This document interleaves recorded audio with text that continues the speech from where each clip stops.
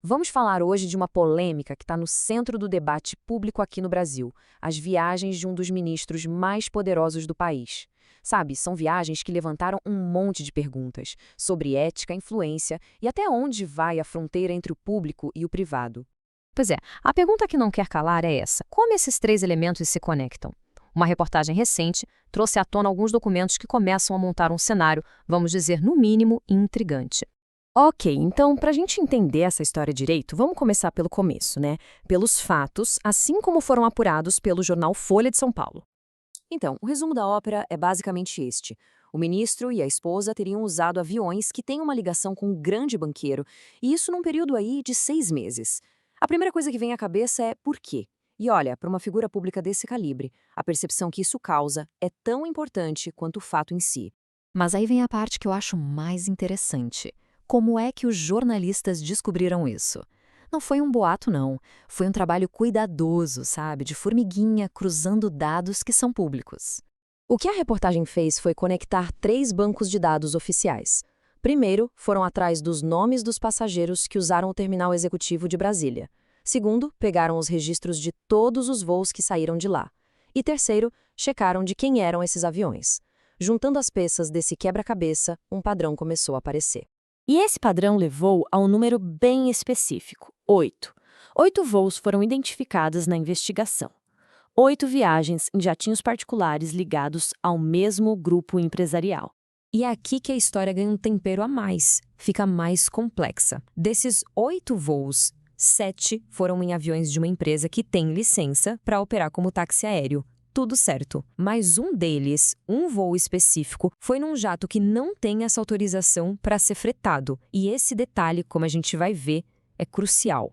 E para adicionar mais uma peça nessa história, a propriedade desse avião, que não é táxi aéreo, um dos sócios é cunhado do banqueiro, uma pessoa que já teve problemas com a justiça no passado.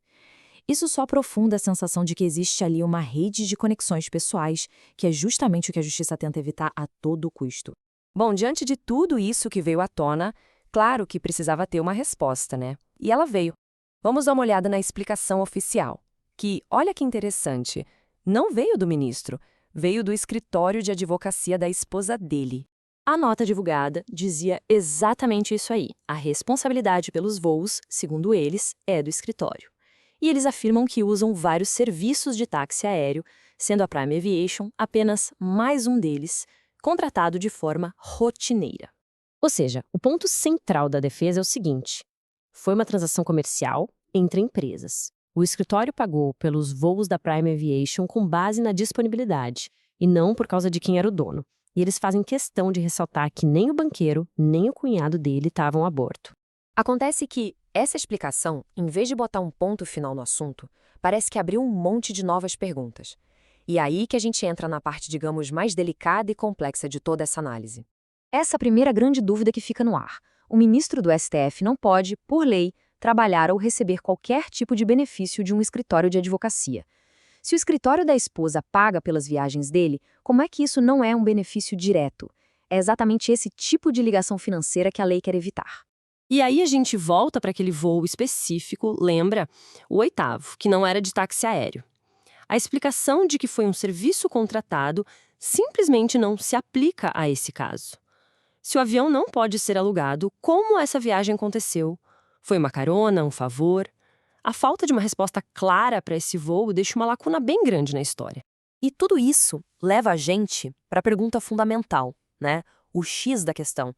A lei existe não só para evitar que as decisões de um juiz sejam influenciadas pelos interesses do negócio do cônjuge, mas também para garantir que não pareçam ser influenciadas.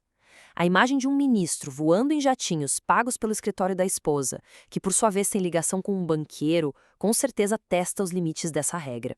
No final das contas, o debate vai muito além dos detalhes de quem pagou por qual voo. A gente entra num território que é a base da justiça, a imparcialidade. E é isso. A questão central é essa. Não basta um juiz ser imparcial. Ele precisa ser visto como imparcial por toda a sociedade. A confiança que a gente tem no sistema de justiça depende totalmente dessa percepção. Qualquer coisinha que crie uma aparência de conflito de interesses pode abalar essa confiança. E olha que interessante, mais ou menos na mesma época em que isso tudo veio à tona, outro ministro do Supremo, o Edson Fachin, disse essa frase que é um lembrete muito forte. É um jeito de reconhecer que, no fim do dia, atitudes como essa acabam afetando a credibilidade da instituição inteira. E a gente encerra com essa pergunta que não tem resposta fácil, mas que precisa ser feita. Num cargo onde a confiança do público é o ativo mais valioso, o que uma pessoa faz é tão importante quanto o que parece que ela está fazendo? A reflexão sobre isso é essencial para todo mundo.